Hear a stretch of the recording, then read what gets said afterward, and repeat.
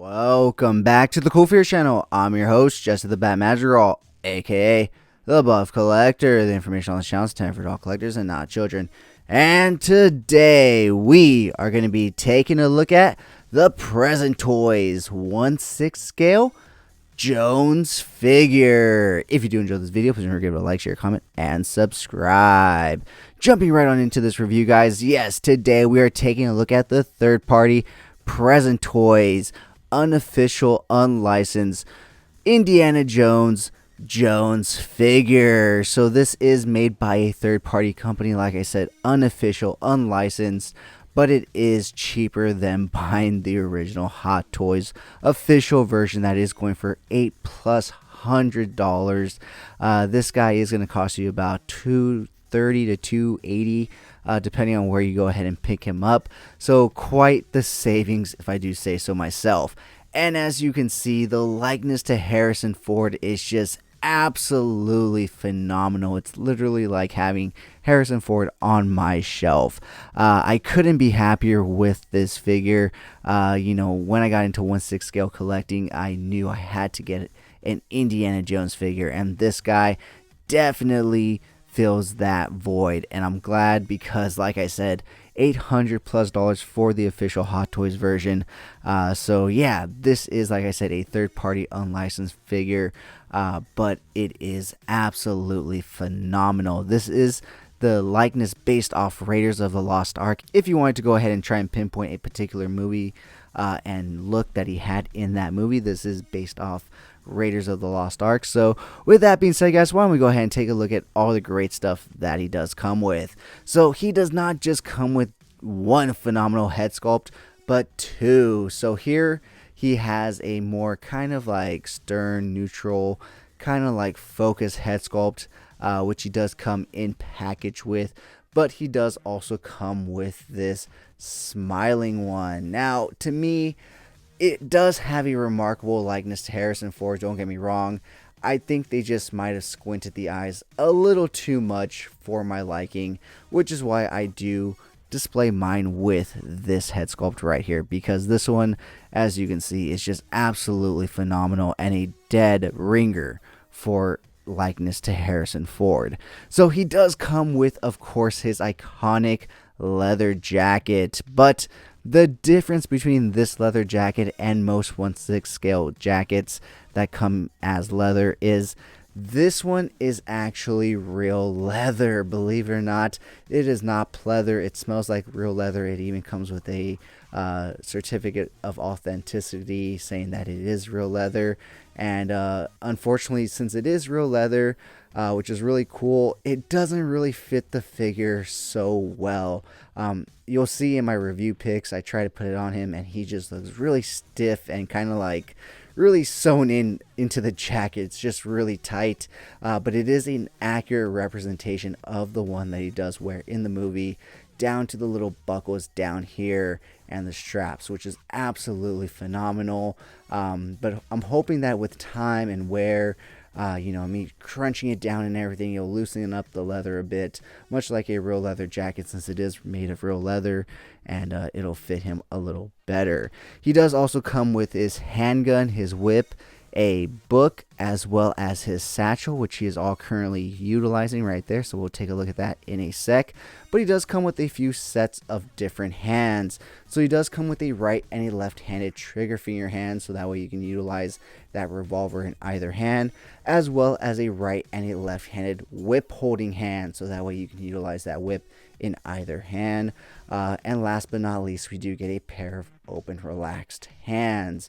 Now, I do wish we would have got a pair of fisted hands, because it's not like we haven't seen Indy get down in a brawl. So that would have been really nice. So the last thing that we're going to go ahead and take a look at before we take a look at the figure itself is the stand that he does come with. He does come with your typical crotch grabber stand right there, as well as a nice little base right here that does say Jones, and it does have like a really cool Indiana Jones kind of vibe to it as well. And of course, the font, lettering, and coloring all, of course, matches the Indiana Jones franchise kind of look.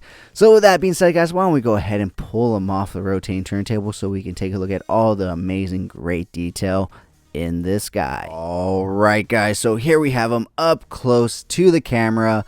But before we take a look at all the amazing great details on this guy, let's go ahead and take a look at all the great accessories that he was currently utilizing. So like I said, he does come with a little book. This is supposed to be his little notebook that he utilizes in the movie to take notes and everything. It is just all blank pages, but it is a real working book, which is absolutely phenomenal. He does come with the satchel right here, which does come with a little peg right here so you can snap it shut. Unfortunately, the other leather goods on him are made of pleather, so that includes this as well as his belt. He does come with, of course, his iconic weapon, the whip right here, which is actually a real whip. Like, it's actually woven like a real whip, which is pretty crazy. It is wired up until this point right here, so all of this is wired so you can mold it and stuff, but then it just kind of flops around towards the end. And last but not least, we do get his revolver right here. This does rotate right here, as you can see. The hammer, it moves, but it doesn't go all the way. And it doesn't open up at all. Oh wait, yeah, it does. I think it does open up. Yep, it does open up sideways right here, so that way you can make it look like he's reloading it. That was a close one, guys. When that fell apart, I just heard the pieces fall, and I really thought that I lost them forever because they could have bounced under some stuff, and I really could have lost them forever. But yeah, it's all put together now. But as you can see, he does have this revolver. It does have some really nice paint detailing back here, a wooden handle, as well as some gold accent paints right there, some metal dry brushing on the actual gun itself. So all around, just a phenomenal figure in terms of accessories. And now let's go ahead and pull him even closer so we can take a nice close look at this absolutely stunning and phenomenal head sculpt right here. So all in all, just everything is just really cool.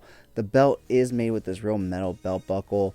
You do also get this separate belt that you do put on him, which does have his whip holster as well as his pistol holster right here, which is magnetized. So this does bend down, and then it is magnetized right there. You just go ahead and put that on underneath his main belt right there. The shirt is very well nicely done and tailored.